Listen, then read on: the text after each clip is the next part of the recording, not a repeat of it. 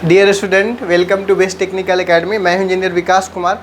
आज के क्लास में ट्रैक्शन को आगे लेकर के चल रहा हूं और ये ट्रैक्शन में ये जो क्वेश्चन हम बात किए, discuss various part of the electric locomotive with suitable diagram. ये जो क्वेश्चन है कि इलेक्ट्रिकल लोकोमोटिव जो बोल सकते हैं बेसिकली ट्रेन का इंजन हो गया, ठीक है, उसमें वो भी उसी को बोलते हैं हम लोग क्या, लोकोमोटिव, जो कि ड्राइविंग टॉर्क को पैदा करता है और जिसके कारण मूव करता है।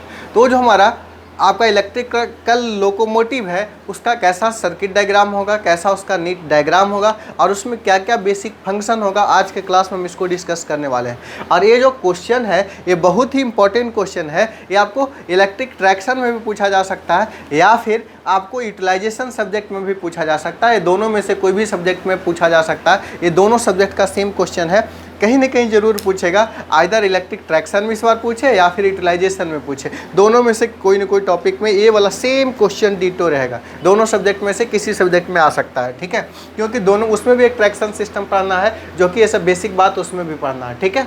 तो चलो हम लोग डिस्कस करते हैं इसका various part of the electric locomotive. ये जो डायग्राम आप देख रहे हैं किसका डायग्राम है, तो इलेक्ट्रिकल लोकोमोटिव का डायग्राम है। किसका डायग्राम है बताइए, इलेक्ट्रिकल लोकोमोटिव का डायग्राम है, सर्किट डायग्राम, ठीक है।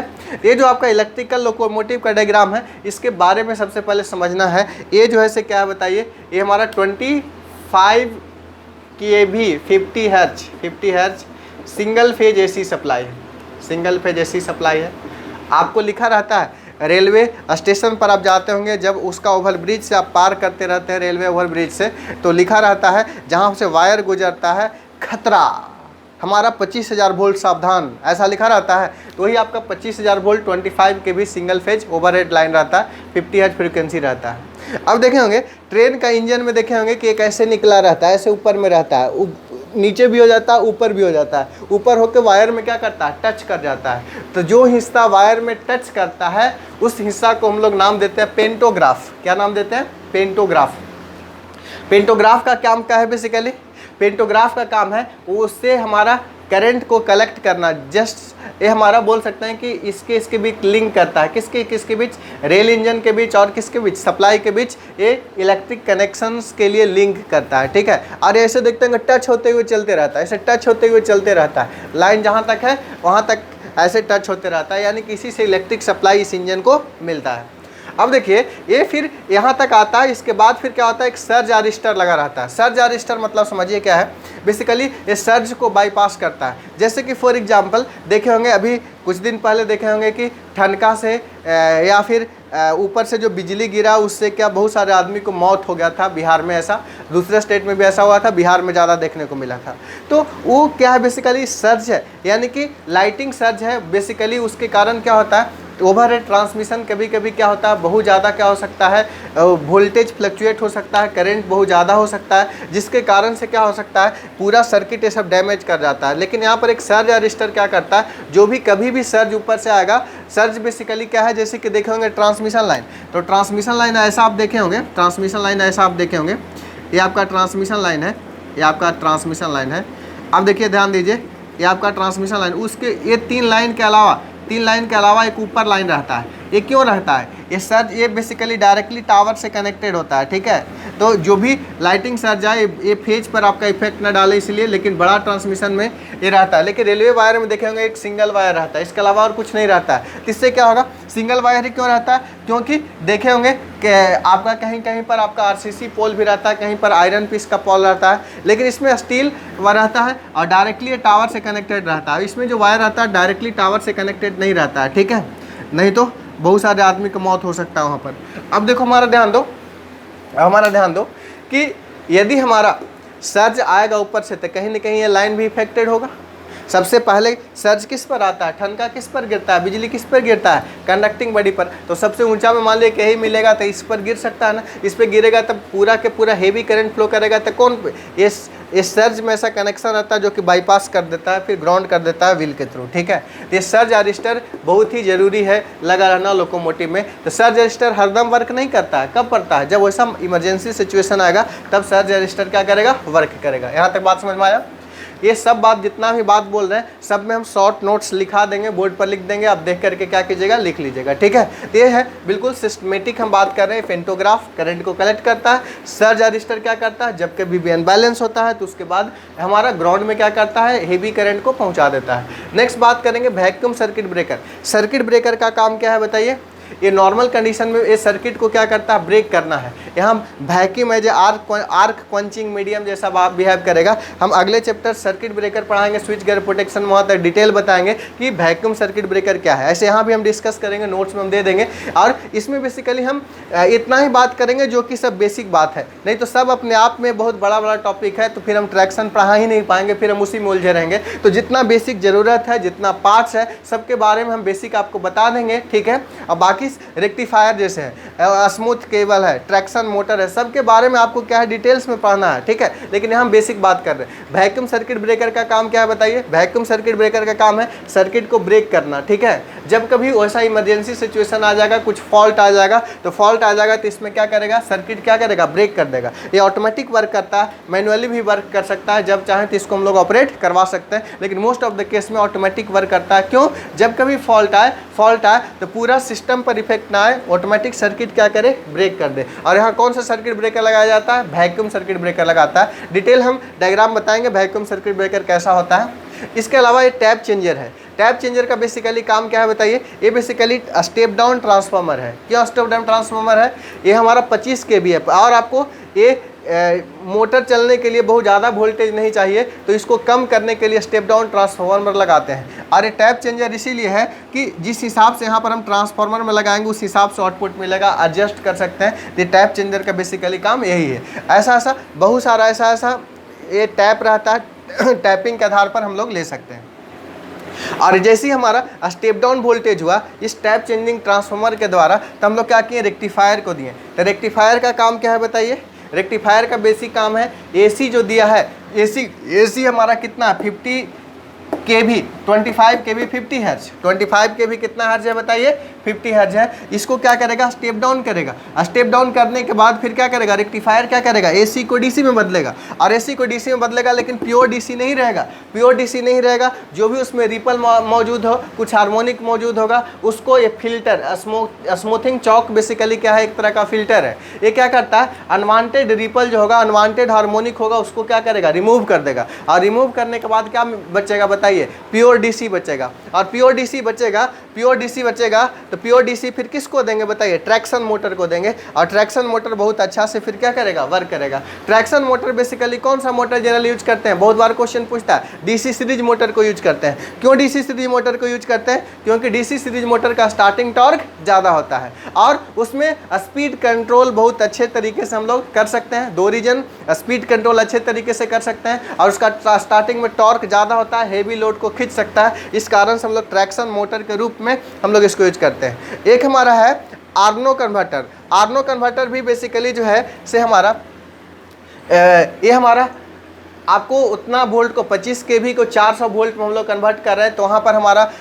जो मशीन फिर हमारा इतना कम वोल्टेज को आपका कन्वर्ट कर रहा है, तो उसी मशीन, रोटेटिंग मशीन को हम लोग क्या बोलेंगे बताइए, आर्नो कन्वर्टर बोलेंगे, जो कि कम्पैक्ट साइज को छोटा करने का काम करता है। ऐसे डिटेल हम बात करते हैं।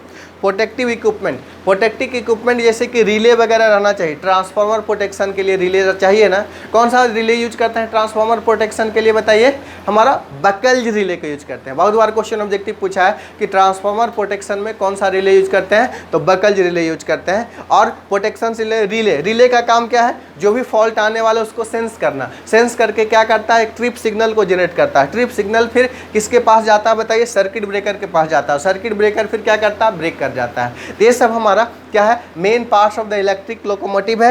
ये सब सारे के बारे में हम 1 by 1 करके डिटेल्स में हम आपको क्या करते हैं, बता देते हैं। बहुत डिटेल नहीं, ब्रीफ आइडिया, क्योंकि रेक्टिफायर भी अपने आप में एक बड़ा टॉपिक है, हमारा ट्रैक्शन मोटर भी एक तरह का बड़ा टॉपिक है। तो सारे के बारे में हम बेसिक ब्रीफ आइडिया हम दे देते हैं यहाँ पर, जो कि आपको एग्जाम्स में आएगा। तो आप अच्छे तरीके से नोट्स लिखें, जिससे कि आप बहुत अच्छे मार्क्स को ला सके। हम लोग को मार्क्स में भी ध्यान में लेकर के चलना है सेमेस्टर में, साथ ही साथ क्या आप अच्छे से कंसेप्ट को भी समझे, इसको भी ध्यान में लेकर के चलना है। दोनों बातों को हम लोग ध्यान में लेकर चल रहे हैं, ठीक है। इसको सुंदर सुंदर आप डायग्राम को पहले बनाइए तो, और डायग्राम बनाने के बाद आपको क्या करना है, इसका भी हम नोट्स लिख देते हैं बोर्ड पर, आप देख करके क्या कीजिएगा, नोट कर लीजिएगा, ठीक है। इसको नोट कीजिए पहले। देखिए हम बात कर चुके ऑलरेडी पेंटोग्राफ के बारे में हम बताएं। ये पेंटोग्राफ क्या करता है बताइए, ध्यान दीजिए। पेंटोग्राफ का मेन फंक्शन है मेंटेन, लिंक मेंटेन करता है। लिंक किसके किसके बीच लिंक मेंटेन करता है? Link between the overhead contact and power circuit. किसका पावर सर्किट सर? तो लोकोमोटिव का। लोकोमोटिव का पावर सर्किट और ऊपर जो ओवरहेड लाइन है, लिंक है, उसको क्या करता है? लिंक करता है। कौन सा? इसका मेन काम किसका है? पेंटोग्राफ का। पेंटोग्राफ का मेन काम है। सर्ज अरेस्टर बताएं। जब कभी भी ये प्रोटेक्टिंग डिवाइस है, limit the voltage on equipment by discharging और passing the surge current. Discharging और पासिंग द सर्ज करंट कहने का मतलब, जब ऊपर से मान ले बिजली वगैरह आया तो बताइए बहुत हेवी करंट होता है, तो उसको डिस्चार्ज करने में या पास करने में, या बोल सकते हैं बाईपास करने में, surge arrester use to bypass surge from overhead equipment. Bypass surges from the overhead equipment तो कहाँ बाईपास करेगा सर? तो ग्राउंड में। कैसे?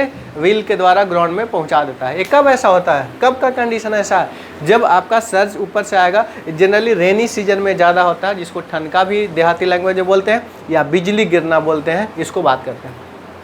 बिजली कहाँ गिरता है? ओवरऑल कंडक्टिंग बॉडी पर ज़्यादा गिरता है जो एबव में है, इसलिए ओवरहेड ट्रांसमिशन में भी हम लोग ऊपर से एक ग्राउंड वायर या अर्थ वायर दिया जाता है। नेक्स्ट हम बात करते हैं vacuum circuit breaker. Vacuum circuit breaker, circuit breaker का काम क्या है? सर्किट को ब्रेक करना। सर्किट ब्रेकर नॉर्मल कंडीशन में भी वर्क कर सकता है, अब नॉर्मल कंडीशन में भी वर्क कर सकता है, दोनों कंडीशन में वर्क कर सकता है। और ये मैनुअली वर्क कर सकता है और क्या ऑटोमेटिक वर्क कर सकता है, दोनों वर्क कर सकता है, आइदर मैनुअल या ऑटोमेटिक। ये वैक्यूम्स, यही देखिए सर्किट ब्रेकर है। ये देखिए टच, नॉर्मल कंडीशन में क्या होगा? ऑन कंडीशन में क्या होगा? ये टच रहेगा, टच रहेगा तो इससे होकर करंट क्या करेगा? पास करेगा। लेकिन जैसे ही कोई फॉल्ट आएगा तो ये क्या होगा? अलग हो जाएगा। और इसमें दो कॉन्टैक्ट है, एक फिक्स कॉन्टैक्ट है, एक मूविंग कॉन्टैक्ट है। फिक्स तो फिक्स रहेगा, मूविंग कॉन्टैक्ट क्या होगा? अलग हो जाएगा, ठीक है। देखेंगे ऐसे टावर में ऐसे फिक्स रहता है और एक मूविंग कॉन्टैक्ट क्या हो जाता है? अलग हो जाता है। और बहुत तरह का सर्किट ब्रेकर है, ऑयल सर्किट ब्रेकर है, मिनिमम ऑयल सर्किट ब्रेकर है, वैक्यूम सर्किट ब्रेकर है। हम लोग सर्किट ब्रेकर चैप्टर में बहुत सारे सर्किट ब्रेकर के बारे में पढ़ेंगे। आज हम बात कर रहे हैं ऑयल सर्किट ब्रेकर के मूविंग कॉन्टैक्ट। मूविंग कॉन्टैक्ट क्या होगा? मूव करेगा। कब? जब कोई भी फॉल्ट आ जाएगा तो सर्किट क्या होगा? आइसोलेट हो जाएगा। आइसोलेट हो जाएगा तो जो भी ट्रैक्टिव सिस्टम है तो क्या होगा? खराब होने से क्या हो जाएगा? बच जाएगा, ठीक है। ये नॉर्मल कंडीशन में दोनों क्या रहता है? टच में रहता है, जिससे करंट फ्लो करता है। लेकिन जब भी कोई फॉल्ट वगैरह आएगा अब नॉर्मल, तो ये दोनों क्या होगा? ओपन हो जाएगा। और इसके बीच जो एयर रहता है, वैक्यूम रहता है, तो वैक्यूम, सॉरी एयर नहीं, वैक्यूम जो है आर्क क्वंचिंग मीडियम टाइप का बिहेव करता है। तो आर्क क्वंचिंग मीडियम क्या होता है? आर्क क्वंचिंग क्या होता है? सर्किट ब्रेकर चैप्टर में हम लोग डिटेल देखेंगे स्विच करंट प्रोटेक्शन में। यहाँ बस जान लीजिए कैसा होता है, ठीक है। इसके अलावा हम लोग और पार्ट्स जो बचा है जैसे टैप चेंजिंग, ट्रांसफार्मर, वो सब के बारे में हम देखते हैं। इसको नोट कीजिए तब तक।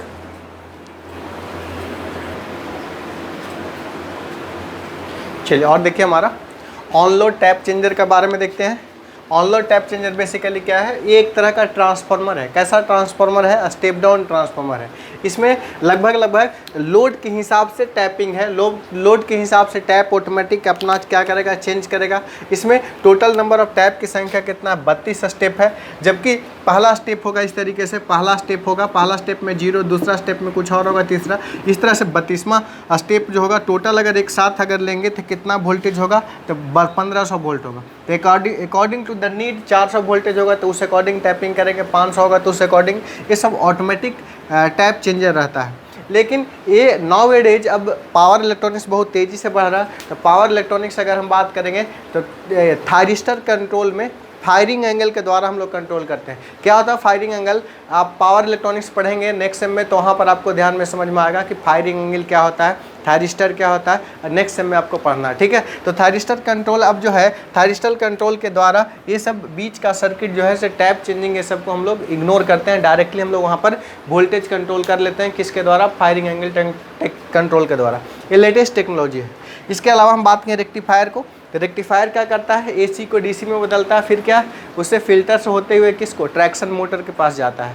और ये समथिंग चोक फिल्टर चोक है, स्मूथिंग चोक या फिर इसको फिल्टर भी बोलते हैं। फिल्टर का जो भी काम है रिपल वगैरह को रिमूव करना, जो भी रिपल है, जैसे कि फॉर एग्जांपल आउटपुट डीसी इस तरह से आना चाहिए लेकिन इस तरह से ना आके इस तरह से आएगा, तो ये सब रिपल के कारण, तो इसको स्मूथ डीसी आए, तो स्मूथ डीसी के लिए क्या करते हैं हम लोग, फिल्टर को यूज करते हैं। फिल्टर क्या करता है, रिमूव कर देता है जो भी रिपल्स रहता है मौजूद, और ट्रैक्शन मोटर को देता है। ट्रैक्शन मोटर में हम लोग किसको लेते हैं, बेसिकली डीसी सीरीज मोटर को लेते हैं। डीसी सीरीज मोटर को क्यों लेते हैं हम लोग बताइए, क्योंकि इसका जो है because of it provide high starting torque, साथ ही साथ ईजी स्पीड कंट्रोल। हमारा ट्रैक्शन मोटर में स्पीड कंट्रोल भी जरूरी है और साथ ही साथ टॉर्क भी ज़्यादा जरूरी है, तभी तो खींच पाएगा। ये आर्नो सिस्टम क्या है, बेसिकली सिंगल फेज होता है, सिंगल फेज को 3 फेज में कन्वर्ट करने वाला मशीन को ही बोलते हैं आर्नो system, आर्नो converter. Protective system necessary है, क्यों नेसेसरी है, क्योंकि जब कभी भी फॉल्ट आएगा तो हेवी डैमेज कर सकता है। मेनली यहाँ पर ट्रांसफार्मर फॉल्ट के लिए, प्रोटेक्शन के लिए हम लोग बकल्ज रिले का उपयोग करते हैं। बार बार क्वेश्चन पूछता है ऑब्जेक्टिव में भी, बकल्ज रिले किस लिए यूज किया जाता है, तो ट्रांसफार्मर के प्रोटेक्शन के लिए किया जाता है। किस लिए किया जाता है, ट्रांसफार्मर प्रोटेक्शन के लिए किया जाता है। इसके अलावा और बहुत सारा प्रोटेक्टिव सिस्टम यहाँ पर लगा रहता है, ठीक है। तो ये रहा हमारा बेसिक लोकोमोटिव, इसका डिफरेंट पार्ट्स के बारे में हम लोग देखें, ठीक है। नेक्स्ट लेक्चर में हम अगले टॉपिक को देखेंगे। इस लेक्चर में इतना ही। Thank you all, have a nice day, ठीक है। और चैनल को लाइक, सब्सक्राइब और शेयर करना ना भूलें और दोस्तों को बताएं, ठीक है। Clear, thank you.